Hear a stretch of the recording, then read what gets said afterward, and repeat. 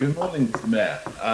So you put out a tweet last year in February saying this: trans women are women, trans men are men, non-binary people are non-binary, all gender identities are valid. Now, I read that, and I know a lot of people read that and probably didn't have the foggiest what you were talking about, but it seems to appear that you think that men who say they're women are actually women, and women who say they're men are actually men. So I want to see what you actually think about this. I mean, do some women have male reproductive organs?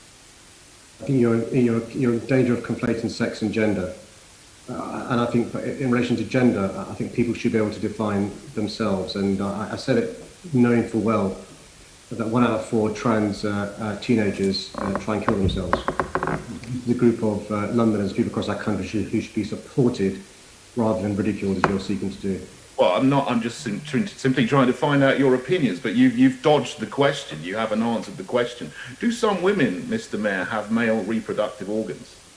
As I explained, you're conflating sex and gender, and one's biology at birth often is not the gender one chooses to have, and that's why it's important to provide a supportive environment to those who are either transitioning or who are trans. But what about the other way around? I mean, can some men get pregnant and give birth? Well, I think what you're in danger of doing is to try and incite hatred against a group of people that I care passionately about. As far as I'm concerned, trans rights are human rights.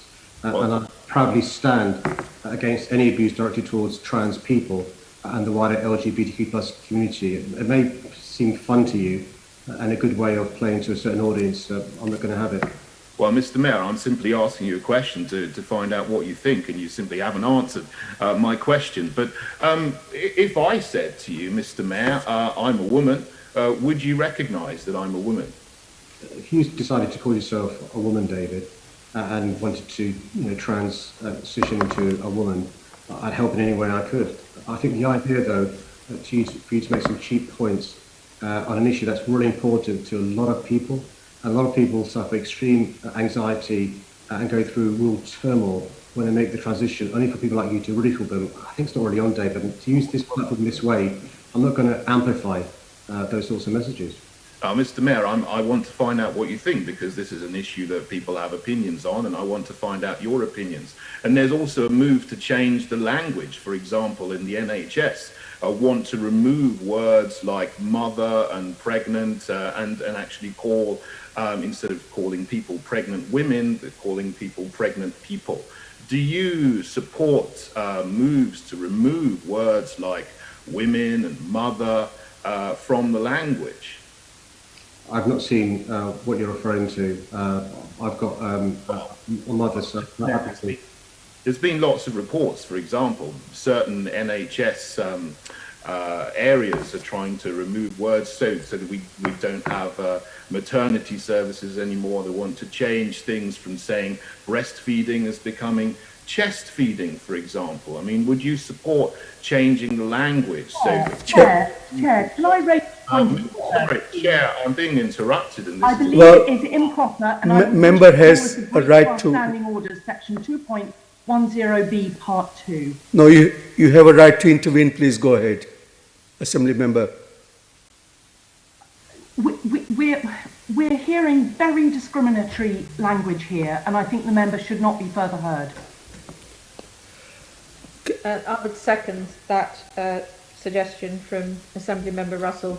This is appalling, and also the Mayor has no responsibility for the National Health Service, and the reports about these matters have been proven to be incorrect in any case.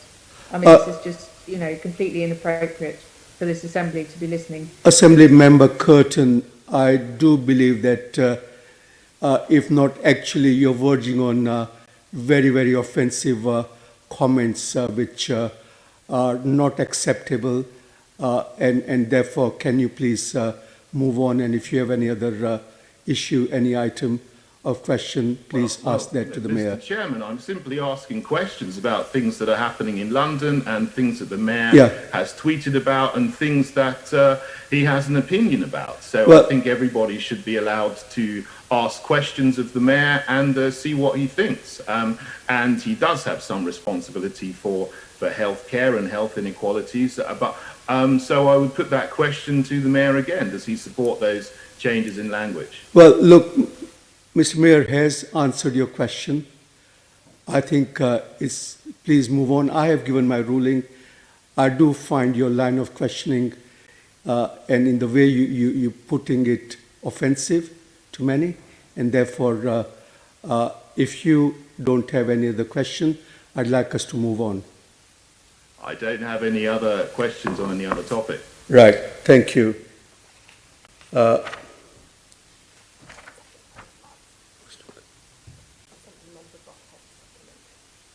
this. Assembly Member Boff, you had a supplementary on this particular question. Assemblymember Curtin is following the same old strategy that we've seen in Europe for decades, if not hundreds of years, of blaming a minority for the problems of the majority. And of course, that also entails coming up with lies and tries to make them plausible. There is no such removal of the words mother and breast from the NHS. It isn't happening. It doesn't exist. And as he well knows, what the NHS is doing is trying to use language, inclusive language, for people in particular circumstances. There is no rewriting of the language. Mothers will be mothers, fathers will be fathers. I am, that's it. He's basing it all on lies. And what is the truth? The undeniable truth. And I hope this assembly can speak as one. Well, obviously not as one, because the one person has gone AWOL.